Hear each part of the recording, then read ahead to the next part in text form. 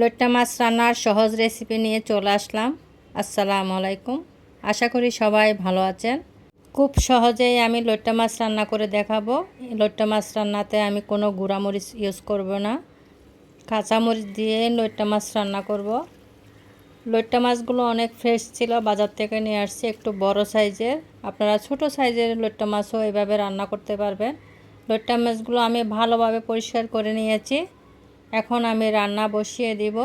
প্রথমে চুলায় হাঁড়ি বসিয়ে দিয়েছি, সয়াবিন তেলও দিয়ে দিচ্ছি।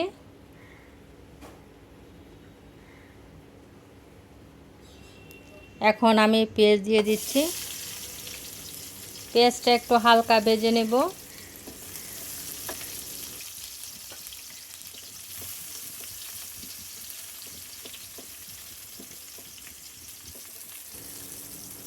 এখন আমি হলুদের গুঁড়া দিয়ে দিব, জিরার গুঁড়া দিয়ে দিব।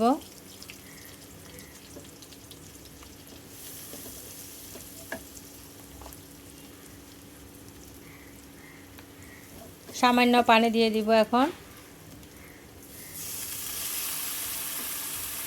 কাঁচামরিচ দিয়ে যেহেতু রান্না করব, তাহলে কাঁচামরিচের পরিমাণটা একটু বেশি করে দিয়ে দিব। লবণ দিয়ে দিয়েছি।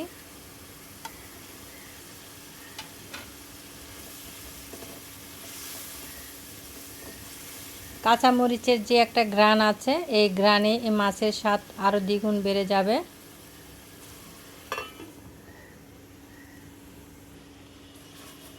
মশলা কষানো হয়ে গিয়েছে। আমি এখন সে ধুয়ে রেখেছিলাম লইট্টা মাছ দিয়ে দিব। প্রথম পর্যায়ে লইট্টা মাছ ভালোভাবে মশলার সাথে মিশিয়ে নেব। লইট্টা মাছ যেহেতু নরম মাছ, বারবার নাড়াচাড়া করা যাবে না। এখন আমি ঢাকনা দিয়ে দিব। এখানে কোনো পানি ইউজ করিনি আমি। লইট্টা মাছ থেকে পানি বের হয়েছে, এই পানিতে রান্নাটা হবে। একটু হাত দিয়ে এভাবে নাড়াচাড়া করে দিবেন, যাতে নিচে লেগে না যায়। আবারও ঢাকনা দিয়ে দিব।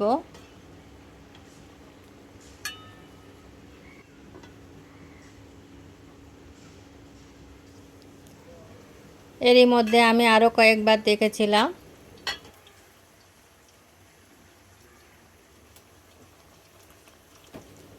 অল্প আঁচে রান্নাটি করে নিতে হবে, আরও কিছুক্ষণ রাখতে হবে। আমার ভিডিও ভালো লেগে থাকলে সাবস্ক্রাইব করে দেবেন, পাশে থাকা বেল আইকনটি অন করবেন। পরবর্তী ভিডিও পেতে আপনাদের সুবিধা হবে। লইট্টা মাছ রান্নাটি মোটামুটি হয়ে গেছে। এখন আমি ধনিয়া পাতা দিব। ধনিয়া পাতা দিয়ে আরও কিছুক্ষণ ঢাকনা দিয়ে রেখে দিব। লইট্টা মাছ রান্নাতে ধনিয়া পাতা অবশ্যই দিবেন। ধনিয়া পাতা দিলে লইট্টা মাছের স্বাদ দ্বিগুণ বেড়ে যায়। এভাবে লইট্টা মাছ রান্না করে খেয়ে দেখবেন, অনেক ভালো লাগবে।